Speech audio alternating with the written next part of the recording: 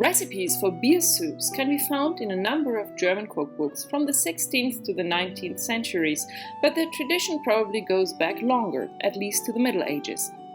Beer soups, thickened with stale bread, were a simple and cheap meal, often consumed for breakfast. The soups were commonly refined with cream, egg yolks, and/or butter.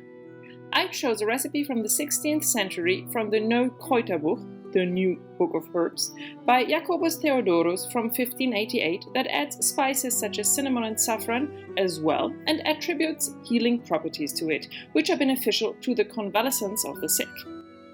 Look out for the next recipe video published at the same time that features another beer soup, this time from 1724.